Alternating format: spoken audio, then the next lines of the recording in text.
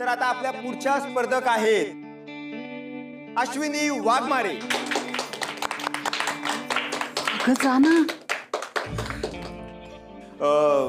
मी अश्विनी वहिनींना विनंती करतो की त्यांनी पुढे यावं.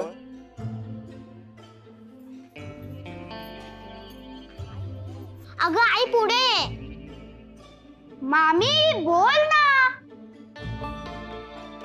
आई अगं बोल.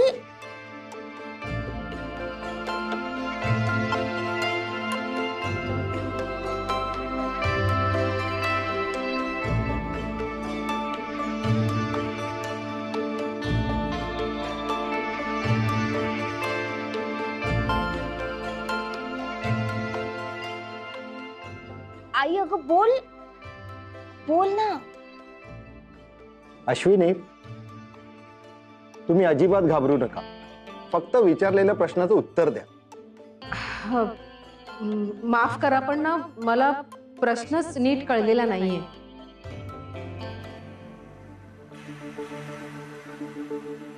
आई बोल ना.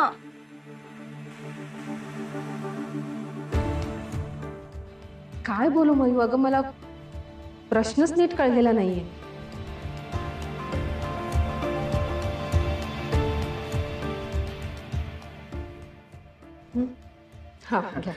माफ करा, मला वाटतं वहिनींना प्रश्न नीट ऐकू आला नाहीये.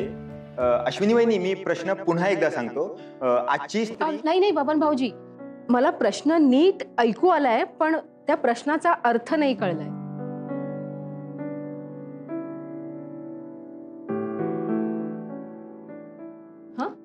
आई बोल तू.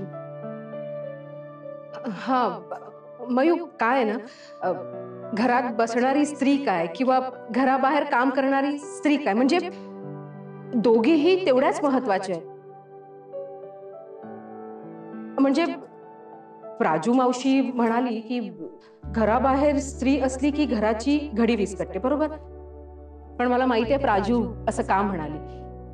कारण ती नोकरी करते आणि तिने कार्तिकला हॉस्टेलवर ठेवले. कार्तिक म्हणजे प्राजूचा मुलगा. ती नोकरी करते कारण तिला कार्तिकला खूप चांगलं शिक्षण द्यायचंय. पण ती ऑफिसला जाताना सगळी कामं आवरून जाते आणि आल्यावर सुद्धा सगळी कामं करते. हो ना बबन भाऊजी? हो.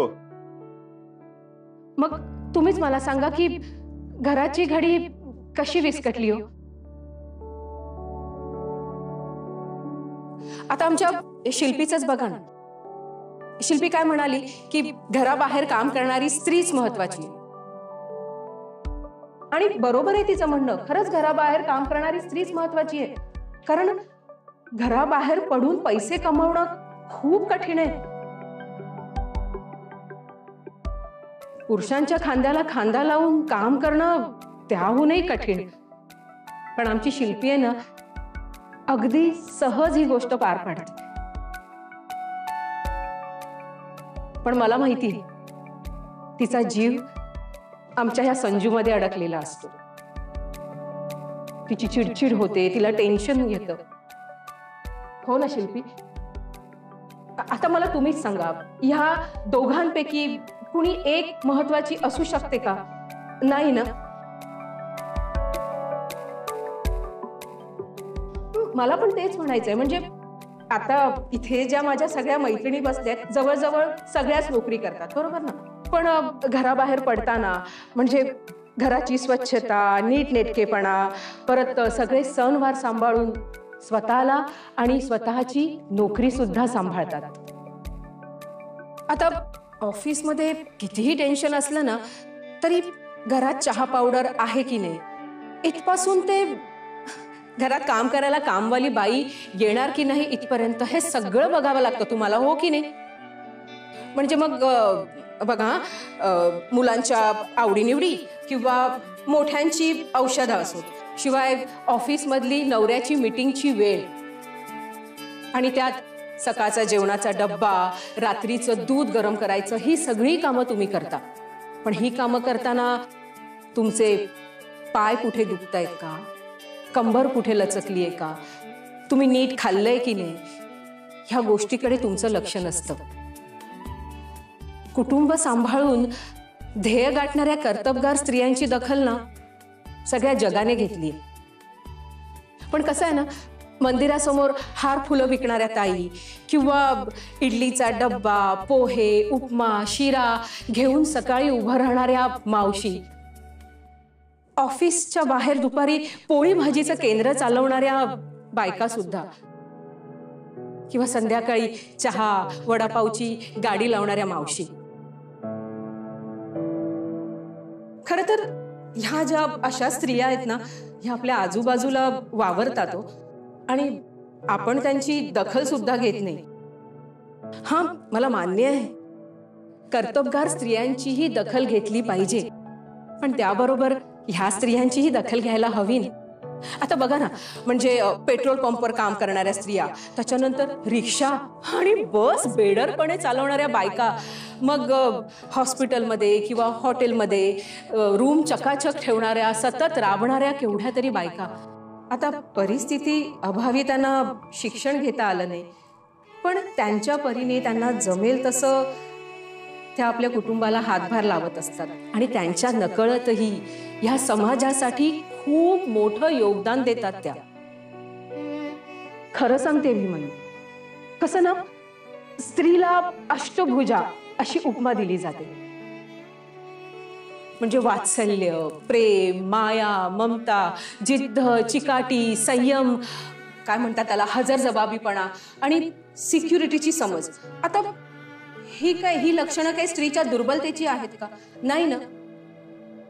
पुरुष म्हणजे जगातला सगळ्यात बलवान पुरुष आणि जगातला सगळ्यात बुद्धिमान पुरुष हा देखील एका आईच्या म्हणजेच स्त्रीच्या पोटी जन्म घेतो. ती स्त्री त्याला स्वतःच्या निगराणीत वाढवते, त्याला संस्कार देते. संस्कृती ही स्त्री घडवते आणि पुरुषही स्त्रीच घडवते. मग ती श्रेष्ठ किंवा कनिष्ठ कशी काय असू शकते? माफ करा, म्हणूनच तुमचा हा प्रश्न ना मला जरा चुकीचा वाटला. म्हणजे कसं आहे ना, स्त्री कालची असो किंवा आजची, घराबाहेर काम करणारी असो किंवा घरात बसून काम करणारी असो, प्रत्येक स्त्री ही महत्वाची असते. मी तर प्रत्येक स्त्रीला सांगेन, तू चाल पुढं.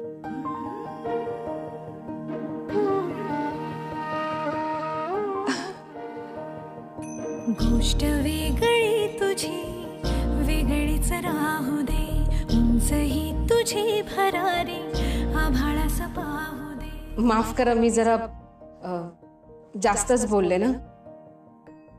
सॉरी हा, मला माफ करा. म्हणजे मी बोलत गेले आणि मला कळलंच नाही. वेगळी तुझी, वेगळीच राहू दे, उंचही तुझी भरारी, आभाळास पाहू दे. सोड मागे खंतात सैल झाले बंधात, वाट दूरदेशी जाऊ दे. बघ तुला 10 दिशांनी साद घातली सुखानी, चाल पुढं, चाल पुढं, वेगळी तुझी कहाणी, स्वप्न वेळ पावलांनी, चाल पुढं, तू चाल पुढं. तर हा राऊंड इथेच संपलाय. पुढच्या राऊंड मध्ये जे 4 स्पर्धक गेले त्या स्पर्धकांची मी इथे नावं घोषित करतो. तर पहिल्या स्पर्धकांचं नाव आहे सावंत काकू. दुसऱ्या स्पर्धकांचं नाव आहे प्राजक्ता पांडे.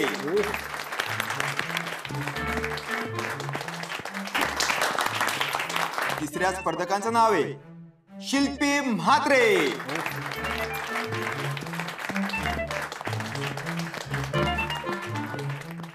आणि चौथ्या स्पर्धक आहेत अश्विनी वाघमारे.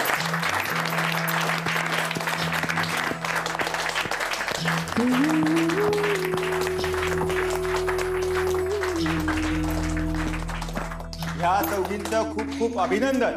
आणि बाकीच्या स्पर्धकांचा प्रवास आज इथेच संपतोय. तुम्ही कृपया बसू शकता.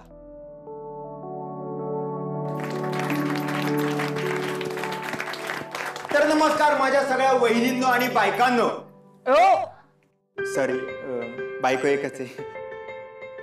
तर मंडळी, आपण आता वळतोय पुढच्या राऊंड कडे, ज्या राऊंडचं नाव आहे माझा बाप्पा दडलाय कुठे. तर आपल्या या सगळ्या स्पर्धकांना मी या राऊंडचे नियम समजावून सांगतो. तुम्हाला देण्यात आलं एक गणपतीचं चित्र आणि तुमच्याकडे आहेत वेगवेगळे चित्र. त्याचे एका पझल मध्ये असतात तसे भाग ह्या बॉक्स मध्ये करून ठेवण्यात आलेले आहेत. तर त्या बॉक्स मध्ये ठेवण्यात आलेले वेगवेगळे भाग ते तुम्हाला उचलून आणायचे आणि समोर ठेवलेल्या बोर्डवर ते एक एक भाग जोडायचे आणि तुमचं चित्र कम्प्लीट करायचंय. आणि या प्रत्येक भागाच्या पाठीमागे लावलेली एक चिकट पट्टी. आणि या सगळ्या कृतीसाठी तुम्हाला देण्यात येते 1 मिनिटाची वेळ. लक्षात ठेवा, 1 मिनिटाच्या आत हे तुम्हाला सगळं करायचं आहे. तर ज्या वहिनी सगळ्यात आधी हे चित्र कंप्लीट करतील त्या पोहोचतील पुढच्या राऊंड मध्ये. आणि एक सगळ्यात महत्वाची सूचना, प्रत्येक भागाच्या पाठीमागे देण्यात येणारे 1 गुण. तर सगळ्या रेडी? सगळ्यांना ऑल द बेस्ट. आपण स्पर्धेला सुरुवात करणार आहोत. रेडी? पिटा टाइम स्टार्ट.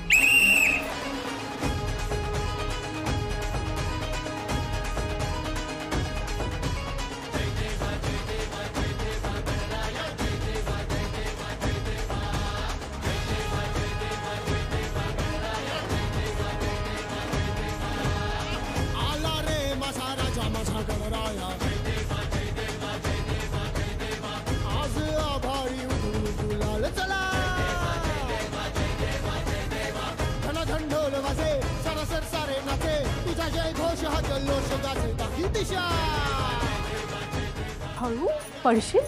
Thank you thank you.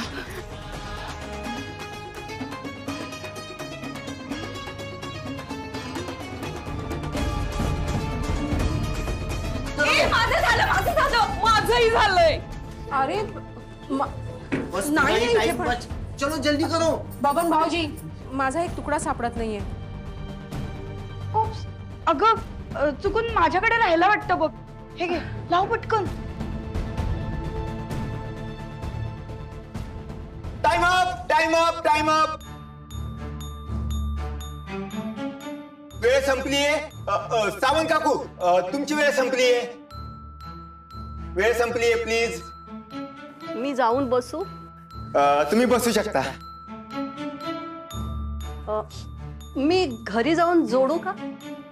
हा काकू, हे झालं की मी घरी पाठवून देतो. बरं झालं. काय म्हणाला? कुठं काय? काय नाही. हो. तर सगळ्या स्पर्धकांसाठी जोरदार टाळ्या होऊन जाऊ द्या. तर या राऊंड नंतर आपल्या स्पर्धकांचा निकाल आहे. प्राजक्ता पांडे 8 गुण, शिल्पी म्हात्रे 10 गुण,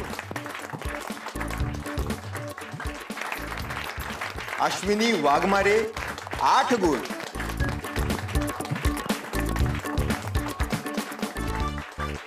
तर या स्पर्धेतून बाद झालेले आहेत सावंत काकू. आणि या तिघी स्पर्धक पोहोचलेले आहेत पुढच्या राऊंड मध्ये.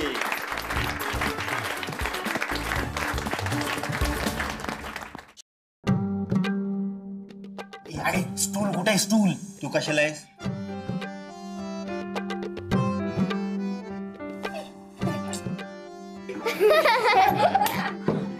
तर नमस्कार नमस्कार नमस्कार. तर ह्या तिघी आता पोहोचलेल्या आहेत पुढच्या राऊंड मध्ये आणि पुढच्या राऊंडचं नाव आहे क्विज राऊंड.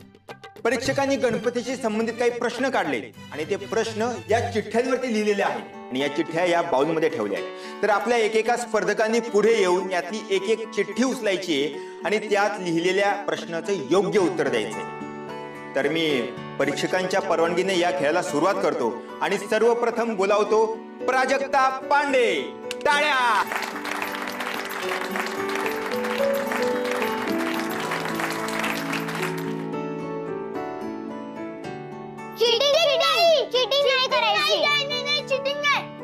चिटिंग कोण करताय? तुम्ही करताय चिटिंग. चिटिंग नाही करताय.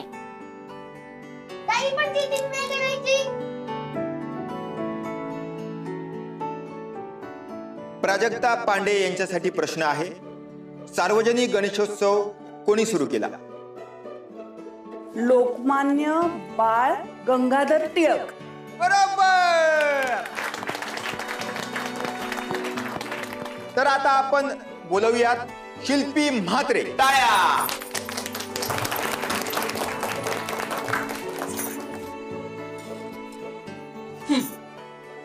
शिल्पी म्हात्रे यांच्यासाठी प्रश्न आहे, गणपतीची 21 नावं सांगा. 21. ओके. लंबोदर, एकदंत, गजानन, आई. No no no no, cheating नाही, चिटिंग नाही. तुम्हाला ऑडियन्स मध्ये याचं उत्तर विचारता येणार नाहीये. नाही, मी कुठे विचारते.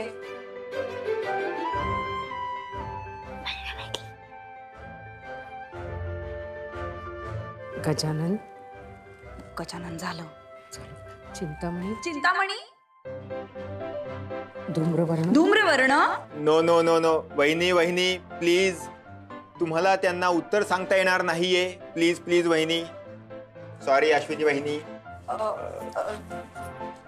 सॉरी शिल्पी म्हात्रे, तुमची वेळ इथे संपलीये. द्या इकडे माहिती. वेळ संपली. ए गप्पे, इथे तुला संपविल आता. या प्रश्नाचं उत्तर अश्विनी वहिनी देत होत्या. आपण हा प्रश्न त्यांना एकदा विचारूया. अश्विनी वहिनी प्लीज. गणेश, गजानन, विनायक, एकदंत, वक्रतुंड, भालचंद्र, लंबोदर, धूम्रवर्ण, गजवक्र, एकाक्षर, शूर्पकर्ण, अखुरत, अविघ्न, गदाधर, हेरंब, चतुर्भुज, कविश, यज्ञकाय, हरिद्र, शशिवर्ण, विश्वमुख, कृष्णपिंगाक्ष, प्रथमेश्वर, विघ्नराजेंद्र. अहो बस बस बस बस वहिनी. अहो 21 नावं झाली सुद्धा. अहो तुम्ही ह्या स्पीडने नावं घेत होतात, मला वाटलं आता 121 नावं घेतात की काय. एकदा जोरदार टाळ्या झाल्या पाहिजे अश्विनी वहिनींसाठी. सॉरी वहिनी, तुम्हाला या उत्तराचे गुण मिळणार नाहीये, पण तुमच्यासाठी पुढचा प्रश्न आहे. प्लीज चिठ्ठी काढा. आई best of luck. Best of luck. Thank you.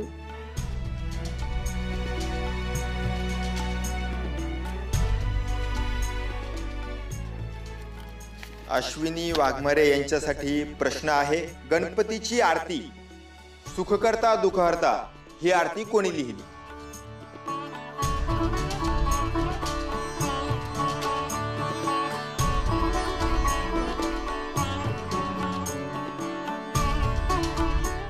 Ashwini वहिनी, उत्तर येत नाहीये का?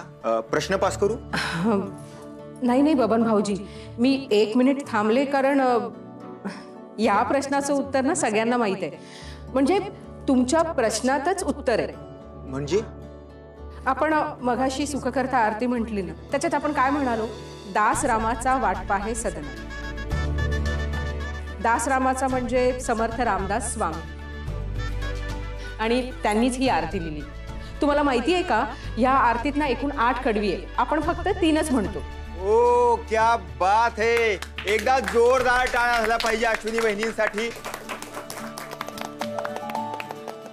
एकदम बरोबर उत्तर दिलेलं आहे वहिनी. यावेळेस तुम्हाला मात्र गुण नक्की मिळत आहे.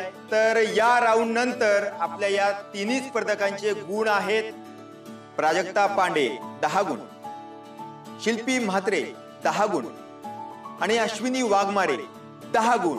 या तिघी पोहोचलेल्या आहेत आपल्या फायनल राऊंड मध्ये. तर मंडळी, या सगळ्यांनी केली आज कमाल, कारण उद्या येणारे डबल धमाल. कारण मिसेस आश्रय सोसायटी या स्पर्धेचा फायनल राऊंड होणार आहे उद्या. मिसेस आश्रय सोसायटीचा किताब कोणाला मिळेल? शिल्पी म्हात्रे, प्राजक्ता पांडे की अश्विनी वाघमारे? हे जाणून घेण्यासाठी उद्या भेटूया याच ठिकाणी याच वेळी. तोपर्यंत मी बबन पांडे घेतो तुमची रजा. आणि अजून एक, उद्याच्या फायनल राऊंड मध्ये या तिघीही सादर करणार आहेत एक बहारदार नृत्य, म्हणजे डान्स. तेव्हा हा डान्स बघायला नक्की या. तोपर्यंत बाय. बबन भाऊजी, असू दे ना. अगं ठीक आहे ना, मी आहे ना, करशील तू.